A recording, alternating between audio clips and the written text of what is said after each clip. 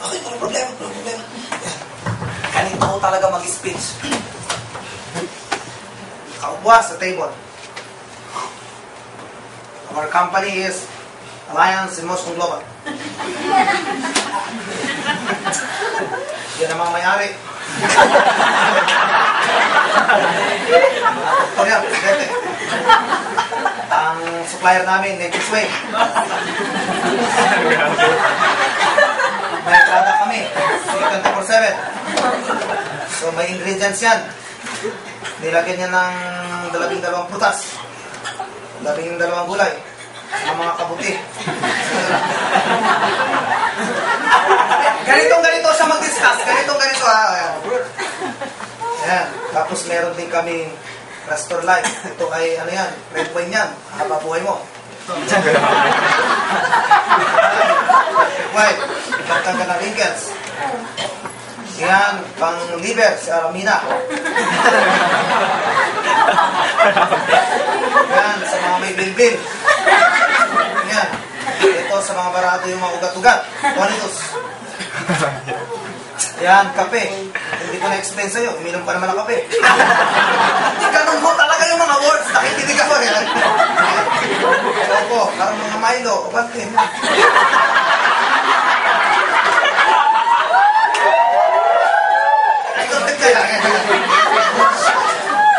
Tapos ngayon, dito, alam mo na yung mga product. Sumali ka dito. Magbayad ka ng 7,980. Kaya ang kapalit. Usahin mo. Basta naman yung isa.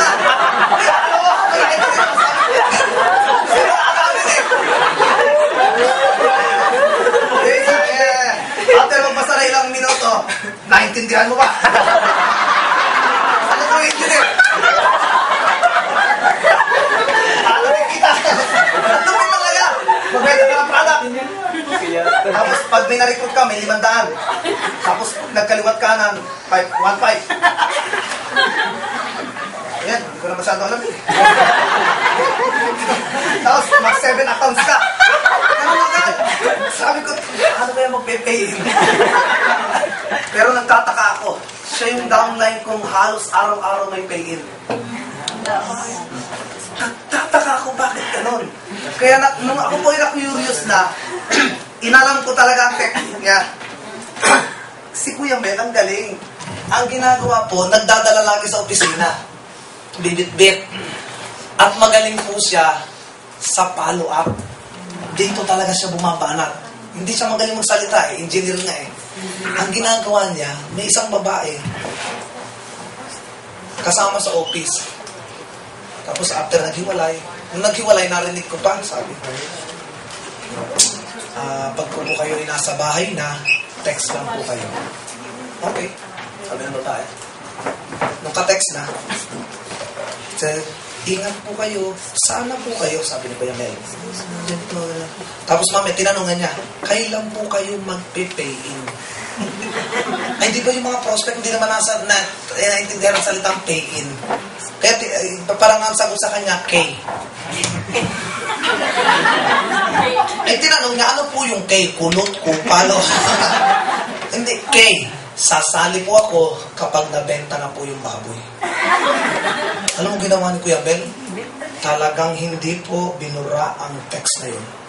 And after 2 weeks, napalitaan niya na benta ng baboy. Pinorward ulit, ito po yung text nyo last 2 weeks. Di po ba nabenta na ang baboy? Alam mo, sabi ko, oo nga pala nabenta na, pumunta ka na sa amin at ready na ang pera. Ganon siya katindi mag-follow up. Kaya pala ang dami niyang pay-in. So in short, summary po, hindi ho ito pagalingang magsalita. Basta po kayo magsabi lamang ng totoo. Makakapag-pay-in ho kayo. Maniwala ho kayo sa akin. Huwag ho kayo magsasabi ng kabulaanan. Kailangan talaga totoo. Kahit hindi magaling ang presentation. Kasi yung iba na-intimidate dahil hindi siya magaling. Eh may downline ho ako talagang ganun bumanap. Pero ang galing mo. So dito siya nakafocus. Hanapin niyo po ang inyong strength. Ako, hindi ako magaling sa one-on-one. Sa totoo lang. Kapag one-on-one, hindi ako masyadong di-discuss. Oo. Pero kapag big presentation, doon ako magaling. ano talaga yung forte mo. Kasi baka naman ikaw ay hindi big presentation. Baka ikaw ay pang table presentation. So, unti-unti, alamin mo yung talent. And last na po talaga. Bago tayo, last. Kapag nag-networking, kailangan matigas ang puso mo. Bawal ho dito ang tampong puro. Napagalitan lang ng konti, ayaw na.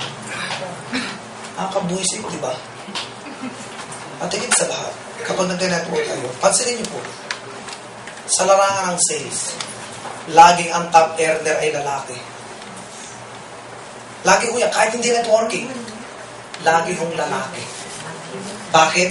Kasi kami po ay hindi emosyonal. Ano naman kung ayaw mo sumali? Di wag ka. Yun ang reason namin, tama. Pero kapag babae na, best friend, hindi ka sasali. Napansin mo, mamaya, wala na yun. Hindi na tumuloy, tama ba? Kasi nga, sila ay emosyonal. So sa ganito, tanggalin nyo na ho yung inyong emotion. Kasi yung tao ho ang harap natin araw-araw. Maniwala kayo sa akin. Pag kayo emosyonal, hindi ho kayo tatagal dito. At, remember, kung gusto nyo ho talagang yumaman, tumutok ko kayo sa 4 na tao hanggang 6. Huwag nyo pong ibalikat ang lahat na tututukan nyo silang lahat. Kailangan kung sino talaga yung direct mo, yun lamang ang alagaan mo ng alagaan. At kung ano yung direct niya, alagaan niya. May pangitain po kung paano talaga yumaman sa networking. Kapag sumali na kayo, at least kapag baguhan ka, 2 linya lang ang tutukan mo. Huwag ka masyadong marami. Kasi hindi mo naman kaya talagang i-cater ang lahat. Okay lang po na mag-recruit tayo ng marami. Kasi normal yun. Lalo na nagsisimula ka, recruit ka ng recruit. Pero, kapag nakakita ka na ng leader, stop. Tutukan mo siya. Meron mo kasi sumasali dito, parang baraha lang po yan. Sa baraha po, 4 lang talaga ang alas. Ano ba? Minsan nga, nabunot mo, joker lang eh. Sumali, huwag na po raw. Pero after all, wala na. Hanapin niyo yung alas. Mahirap po hanapin ang alas. Pero pag natagpuan niyo yan, yayaman na kayo. Don't stop, hanapin ang alas mo. Sa baraha, 4 lang po talaga. Baka kabubunot mo, hindi alas ang nabubunot mo, baka G's, baka 3, 4, okay lang. Mas huwag ka lang emosyonal, may mga tao may iwan talaga.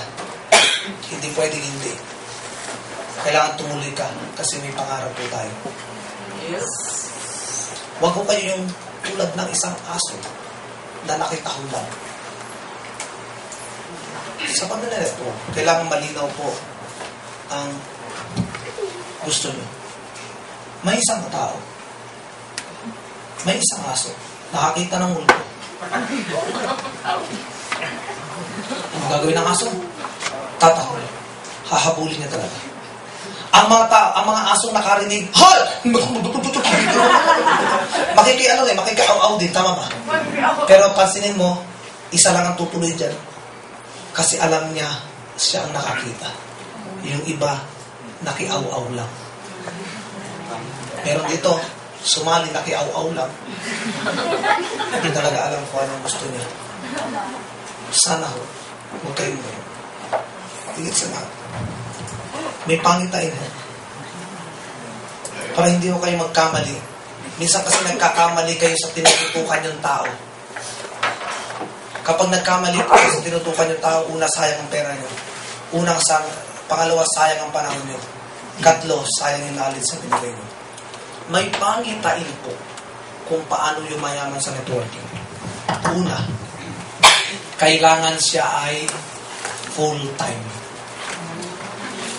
Yan ho yung yumayaman sa networking. Yung yumayaman talaga ng todo ha. Full-time. Ikalawa, makapalang muka. Marunong mang-agaw ng mic. Ikatlo, may itsura ng konti. Talaga ang itsura. Kasi kawawa talaga ang pangit. Tama ba ka? Masakit mo sabihin, yung kawawa mo ka. Kapag pangit ka kasi nga. Parang napakagwapo ko talaga. Kapag nakita nyo yung mga yan, tutukan nyo. Yung merong itsura ng konti, tapos marunong magsalita, full time, tutukan nyo na doon. Dahil yun ang posible pa lang posibleng alas mo. Pero yung pa-part-time lang, isang oras lang bago mag-indobal sa isang linggo, huwag mong asahan. Isang linggo pa sila. Ganito, may nagsasabi kasi na kung matagal na kami, bakit wala pang resulta? Mali ho yun. Huwag nyo hong bilangin ang time kung kailan kayo sumali.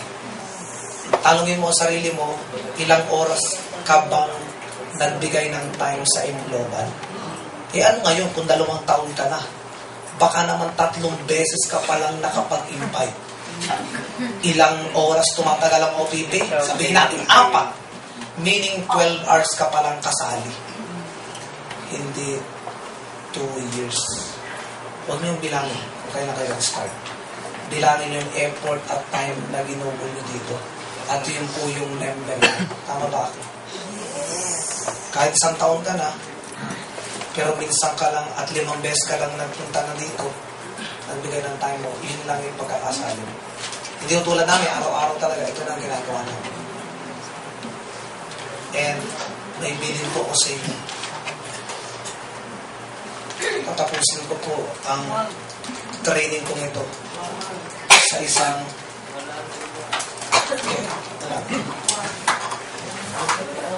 ang alam niyo po, ang networking para siyang marathon.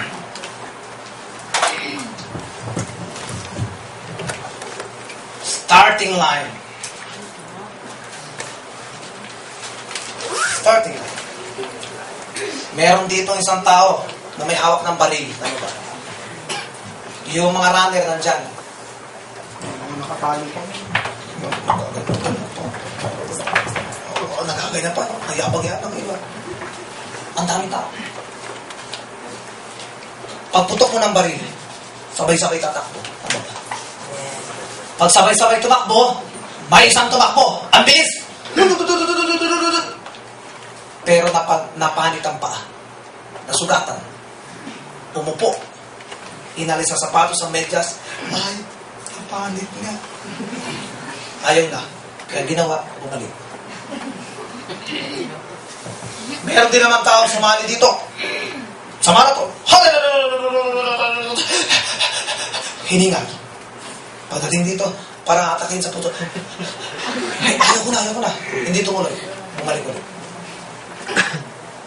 Meron din naman, pagputok pala ng baril. Takbo na. Dahan. Nakarating sa finish line. May edad. Pero may mga tao, pagputok pala ng baril, sprint na agad. Hanggang nakarating doon. Ilang minuto lang nakarating na niya. Kaya tanongin niyo ang sarili niyo. Sa mga nagmarathon na to, alin ang gugustuhin mo? Ako naka-mindset. Gugustuhin ko yung pinakamabilis. Kukuhanin ko na lahat ng resulta na pwede kong makuha dyan along the way. Ang dami sumali sa networking. Napanik lang konti pa. Na negative lang ng konti. Bumalik sa pagiging empleyado. Bumalik sa buhay nila. Kaya walang nangyari. Hindi nila na nakita na ang networking pwede talagang magpayaman sa atin. Kung anong kinikita ng gasolinahan na nag-invest ng 5 million, kinikita ko rin po. May downline ako, seaman, kapitang ng barko. Kung sabi sa akin, Mike, kung anong meron ka, meron din ako. Kung anong nabili mo, nabili ko rin yan. Tama nga naman.